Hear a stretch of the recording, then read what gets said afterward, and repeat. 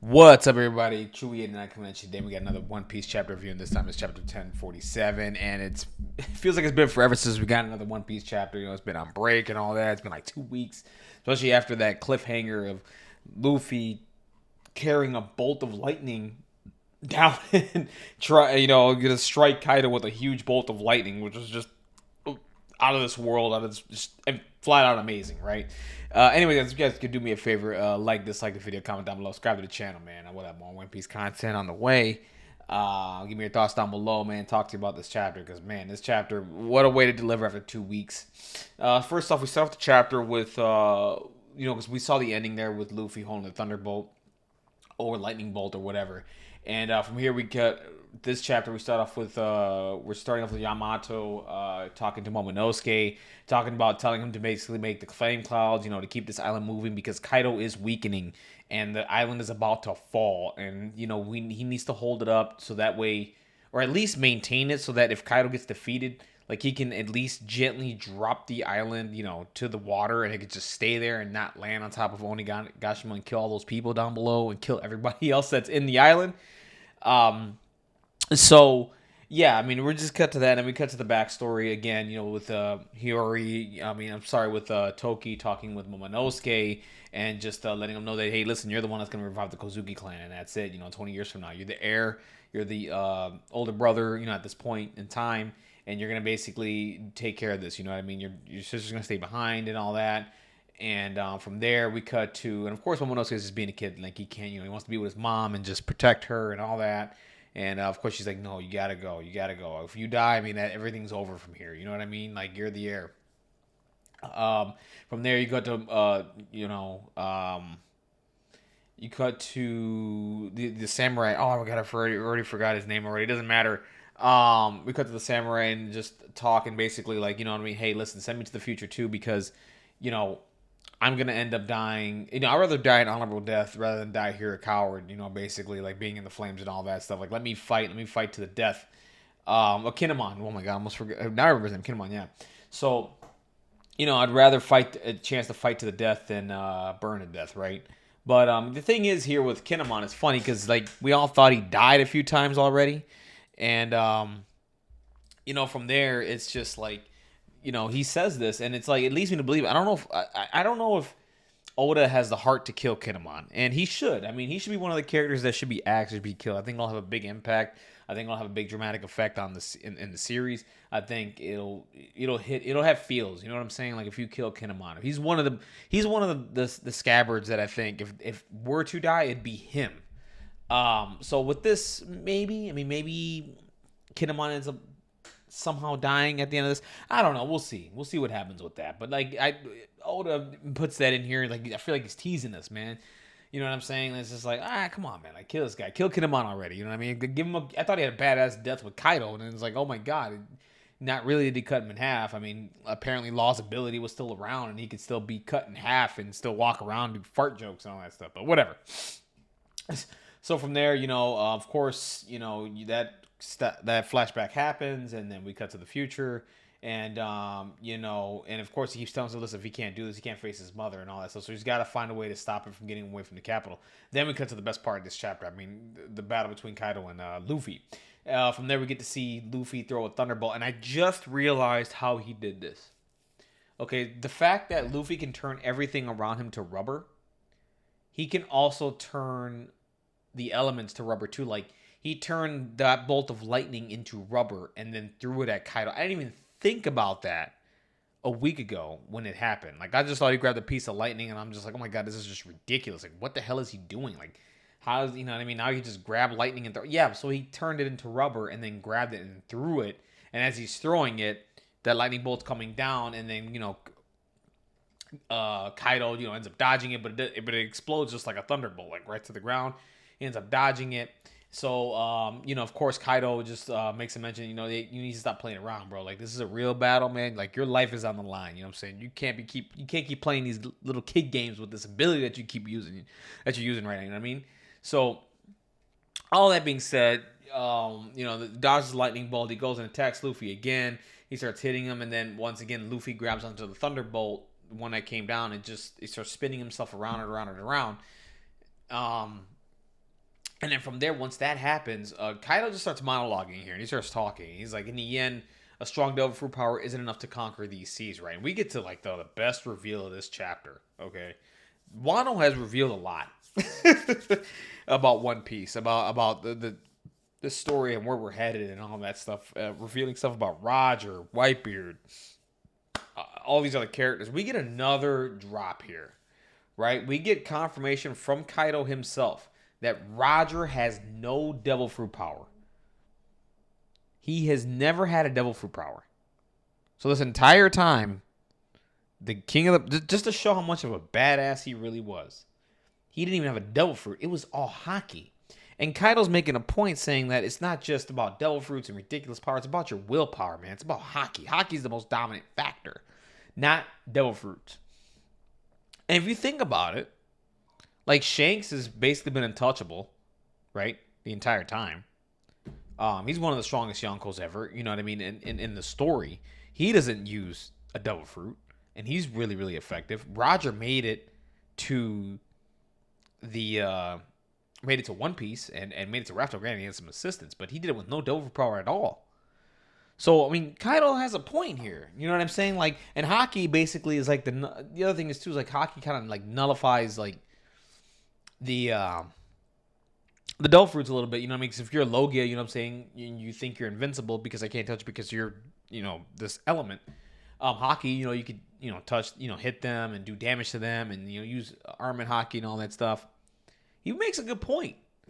And again, this leads me to believe that I'm still thinking back in the day. I think, and this is just me, like I think at some point in the past, hundreds of years ago, I think the ancient kingdom probably had people with these kinds of abilities. I still think devil fruits are made from, like, for example, I think Zoans are made with like actual like people, like not people, but like actual animals and all that stuff. And like they basically grab them, kill them or whatever, trap their soul into this devil fruit, and you eat it and you gain that ability to become the animal or whatever. I think back in the day, I think the ancient kingdom had people with special abilities that didn't eat a devil fruit. And I think there were humans that weren't a part of the ancient kingdom or were a part of the ancient kingdom that didn't have these abilities, but they used haki. So, and the reason why I say that is because you start seeing the minks with the electricity and all that stuff. You start seeing other people doing all these special abilities. It just leads me to believe that they had all these special abilities, and like the ancient, maybe the people, the world government at that time, the humans, they were jealous of this, and then said, "Hey, how can we obtain this power?" They found a way to do it, and basically wiped out the ancient kingdom, and then turned these people into devil fruits, and that's how they got these abilities and all this other crazy stuff. But yeah, I mean, like basically, Kaido's like it's hockey, and this is interesting because I think we're gonna see some more of like Kaido doing some crazy hockey shit here in a little bit. I don't think this battle I think is like wrapping up, but I don't feel like it is. I feel like Kaido just has something up his sleeve that he hasn't shown us yet. And he just says, you get through so many hurdles, you can overcome so many hurdles with just hockey, with just pure force, and he just whacks Luffy to the goddamn ground, and Luffy turns the thing, the whatever it is beneath him, the cement beneath him or whatever, into rubber, and then he just basically propels back up. And as he comes back up, he hits him with another attack, and hits him with a Death Destroyer Thunder Bagua. My God, I can't wait for this to get animated, like 2 years from now. With everything going on with the anime and whatnot. Yeah, I mean, just whacks Luffy and just basically just puts him knocks him out for a bit. And from there, he grabs onto Kaido because, again, he can turn Kaido into rubber. And as he's doing that, he's pulling on him and he's pulling up. And Kaido's trying to get him to let go. He hits his arm with the mallet, with the club, and everything, telling him to let go. And he's like, "You're giving away your position." And he turns back into a dragon form, does a dragon twister. By the way, he transforms back into a dragon like really quickly. And he's like, "You're still weak against slashes." So he's just basically sending a whole bunch of slashes and seeing Luffy. And Luffy's getting cut. Luffy's finally getting damaged now. You know what I mean? He's finally getting cut and damaged and whatever. And Luffy's just trying to hold on here. And we're like, and then we cut to the Flower Capital where everybody's setting up their thing and all that, and basically just giving you a reminder that, hey, listen, the festival's gonna be done soon. And from there, when the sun rises, we'll be slaves again, and all this other crazy stuff. It just gives you a reminder how shitty these people's lives are with Kaido running the show, and just they work for Kaido. They do all this stuff. They make all these weapons, and then their life is just utter crap, right? So just another reminder. And of course, we see the little girl who can't stop smiling because she ate a smile fruit. And with a Hitetsu at that point, as everything goes up into the sky, because what I think how this is gonna end, they're gonna light up. It's gonna light up the sky, and you're gonna see Luffy. Like you're gonna see Onigashima, and you're gonna see Luffy defeat Kaido or something like that. It's good. That's what this is setting up, and it's setting up for the ending, I think, in my opinion. So then from there, Kaido throws a blast breath and blasts Luffy again, and he just, Luffy's just getting super, super damaged here, and he's not letting go. He's holding on to Kaido, and he's setting something up here, and we're gonna see that. We're gonna talk about that in a second. So then from there, we cut the boss Hyogoro. Basically, they're saying the island's gonna fall, and he's like, "Listen, I'm just gonna tell you guys straight up. It's either we cling to our lives and Kaido wins, and then we go back. Maybe we survive 2 days before he kills us, or Luffy wins, the island falls, whatever, we're dead. You know what I'm saying? Whatever. What do you want?" And of course, you see the samurai just talking about, how they have kids over in Ringo, and I have a wife, and those other crazy stuff. I got people that are gonna live and enjoy a good life if Luffy wins. If I die today, it doesn't matter. As long as my family, my kids, and everything are okay, that's all that matters. And from there, Kid has a look on his face like, what the? Like, these people are nuts, man. Like, what are they talking about, So then from there, you get the fodder talking about it. You guys are crazy or whatnot. And here he goes like, so what if we are, And then from there we cut to Usopp randomly just trying to get away and survive. And then from there we cut to Oda, just kill Orochi, please. I don't know what you're setting up to kill Orochi. Just have Orochi just die. Like I was just happy enough with him being burnt alive. Like just have him burn up right then and there. The stupid nail came out, and then now you can turn into the Yamato no Orochi again. I don't know what they're setting up here. But we'll see. I thought he was dead already, dead to rights. I would have just liked him to burn alive and never see his ass ever again.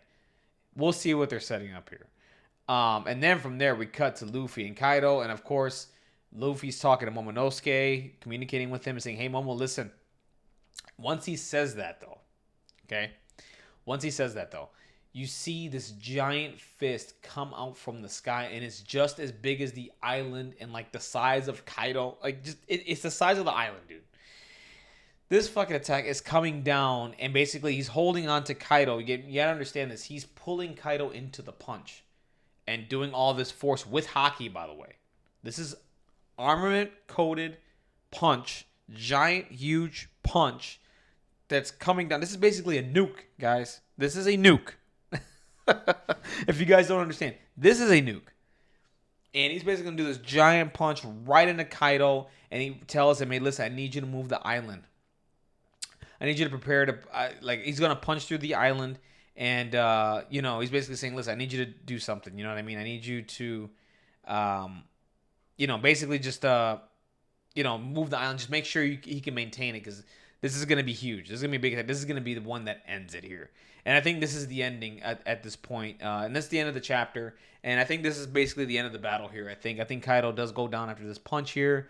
And, whatever happens to Onigashima happens to Onigashima. And then once the lanterns go up, they're going to see this punch hit Kaido. And everybody's just going to be celebrating Kaido's defeat.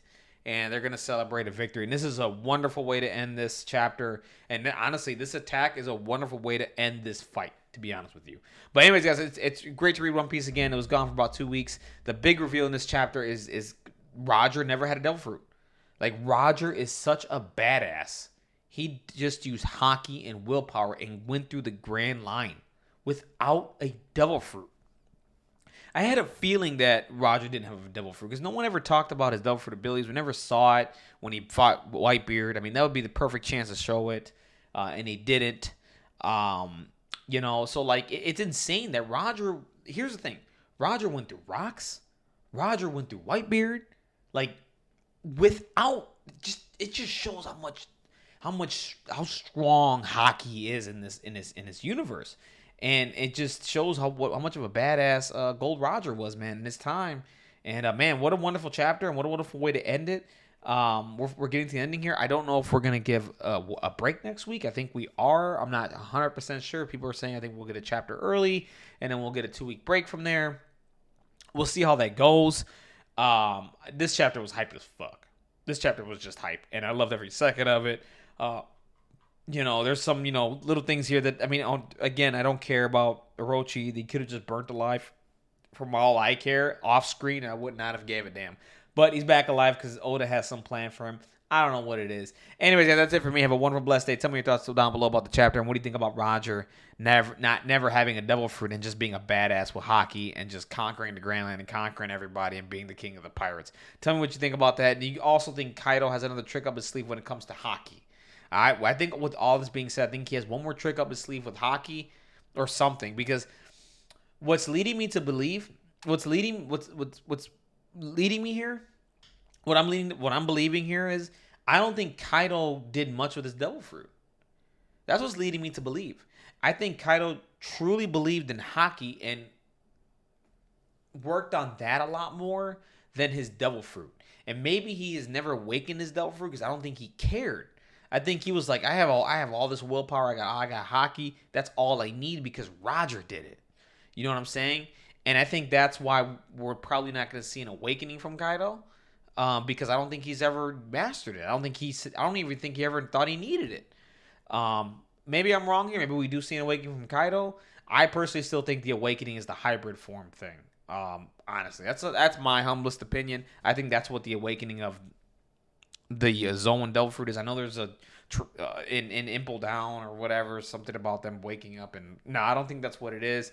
I think that's something Kaido, maybe Oda threw something in there and just said, okay, that's a mistake. I think the hybrid form thing, being part dragon, part human or whatever, being like human form and like being this animal, like I think that's what it is. I think the hybrid form is just an awakening, in my opinion. I could be 100% wrong.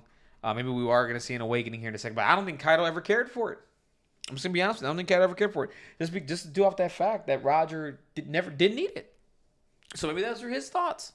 So, anyways, guys, that's it for me. Have a wonderful, blessed day out there. Keep reading One Piece. Definitely let me know your thoughts down below. Comment, subscribe to the channel. We'll have more One Piece content. Dislike the video. Give me your thoughts down below, guys. I want to talk to the community out there and just get your thoughts on this chapter. And yeah, I can't wait to read the next one. Who knows when we're gonna get it? It's either going to be 2 weeks from now or next week, and then it's going to be 2 weeks later. Who knows? I would love to get a chapter next week and get the resolution to this arc, because I think this is the end game right here. This is it. And we're going to move on, and I think, see what happens from here in the story. Take care, guys. Have a wonderful, blessed day. I'll see you guys in the next One Piece chapter review. Take care.